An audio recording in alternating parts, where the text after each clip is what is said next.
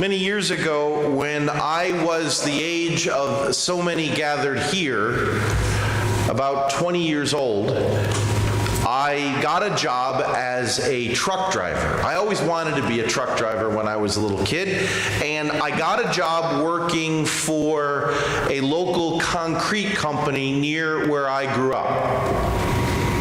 The very first day after my week of training, the first day that I was on my own, I was handed the keys to this monstrous machine.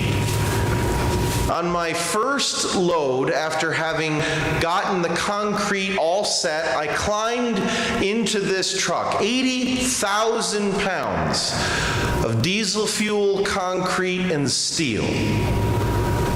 I pulled out of the driveway into the road, and a few hundred feet after I had begun my journey, a tiny little car pulled out in front of me and stopped suddenly. With every bit of strength that I had, I slammed on the gas pedal, and the truck let out this unbelievable sound of squealing rubber, blue clouds of smoke, groaning steel, and the cry of air brakes locking up. People in nearby shopping centers were shocked at the violence of this truck coming to a standstill. And I was within inches of hitting this car. Looking down over the massive steering wheel at the little car in front of me, I saw it turn. And in the back seat, I saw a tiny little baby sleeping. I had come within inches of a disaster that could have very easily killed someone. I had to pull the truck over. I was shaking with such adrenaline and fear. And it was in that moment, it was in that opportunity when I realized the weight of my responsibility. The weight of my responsibility to be safe as I was conducting my job. And the weight of that responsibility can be measured. 80,000 pounds. That story came to my mind as I was praying all week with these readings, because I think that while we have a tremendous weight of responsibility as disciples of Jesus Christ, I actually think it weighs a whole lot more than that truck that I drove so long ago. We hear the words today. Jesus says to us, to his disciples, the greatest among you must be the servant.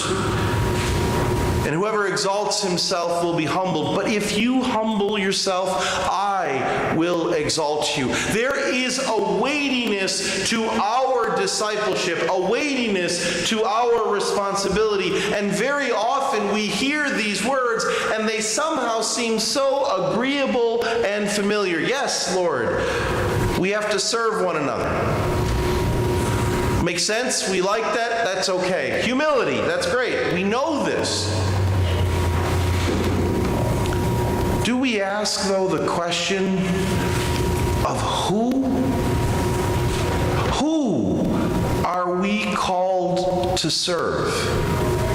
Who is it that Jesus asks us today to humble ourselves in service? Who is it that we are supposed to care for in a way that may well make us uncomfortable? We hear Jesus criticizing the religious people of his day when he says they tie up these heavy moral burdens and they lay them on the shoulders of others. We know well in our Catholic tradition how important it is to serve and to try to protect the life of those who are not yet born. But do we realize the weighty responsibility that we have to care for those frightened mothers? To care for those who might be wrestling with the temptation in regards to the life of their child? Do we know that that's our weighty responsibility? And I believe that weighs more heavily on us than a large truck can.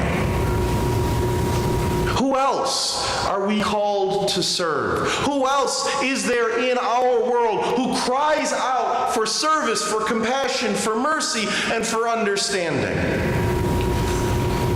I think in our day and age, we must be mindful of those who are homosexual.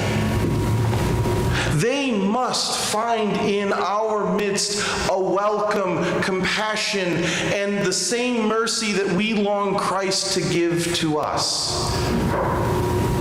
We must see in them the desire to be close to Jesus. We have to go out of our way to welcome them. Far too often I hear people telling me stories that they've been told because of their sexual orientation or that of others that they've been told to stay away. You don't belong. You can't fit in. You're not welcomed. As we humble ourselves, we have to let ourselves be challenged by the service that Jesus calls us to. We must serve them because even in today's world, there are parts of our world where those who are gay aren't even being given funerals in their Catholic Church. And yet, we have no problem giving funerals to those who are married, divorced, and remarried even multiple times.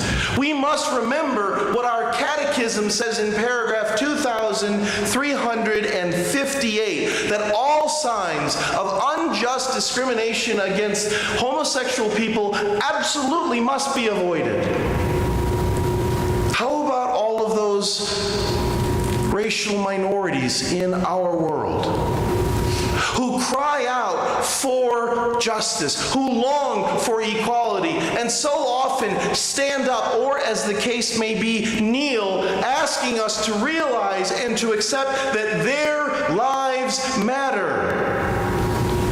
How often must this message make us uncomfortable and open our eyes to the need that we must serve them? We must address those situations where there are some who say things aren't right. I don't share this with you because somehow or other I'm trying to grind a political axe or somehow I'm trying to push my own agenda, but rather as we challenge ourselves to think about who in this world needs the work of our service, who in this world needs the blessing of the mercy that we long for. These are those who come to mind in prayer.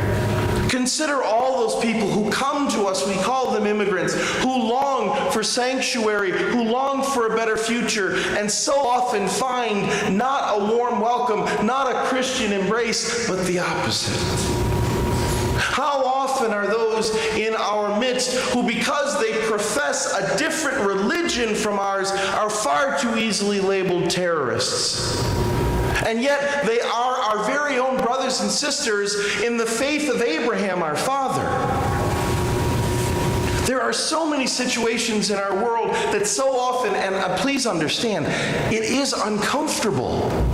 It's not easy to humble ourselves in service of those in need. Our world is messy, and it is both a mess. But the challenge for us today is to go out in courage and to humble ourselves and to serve, because what the prophet Malachi reminds us is that God is demanding that we treat everyone equally. He says at the end of this reading, has not everyone one Father? Has not everyone been created by the same God? Then why do you break faith with one another? Why in our society so often there's inequalities, injustice, condemnation, marginalization, and misunderstanding? Why is there so many instances where some break faith with others? We must answer this call of God and do the humble work of service, to try to go out into this world, to try to heal the division, to try to care for those in need, to be the humble servants that this world desperately needs, to be the humble servants that Jesus sends us into this world to be. This is a weighty responsibility. Now, I know these are hard words to speak, and I'm sure they're hard words to hear. I wonder if, in reflecting on our second reading from St. Paul to the Thessalonians, if I may not have followed his example. He says, brothers and sisters, I was gentle among you when I preached the gospel. I don't know if I'm being gentle. And for that I am sorry. But I can strongly echo the words that follow him, because follow this phrase, because he says, with such affection for you, I was determined to share with you not only the gospel of Jesus Christ, but my very self. So, dearly beloved, you have become so dear to me.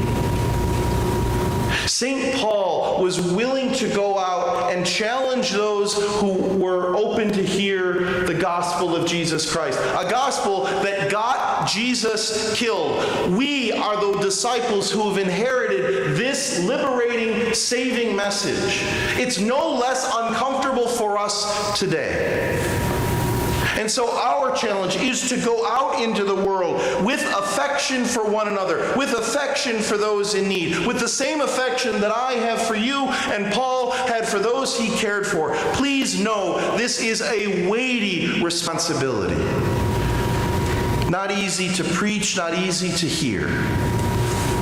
But this is, in our time of trouble and difficulty, this is what the world needs, and this is who we are sent to be. We are sent to be the humble servants of this world that is in such need.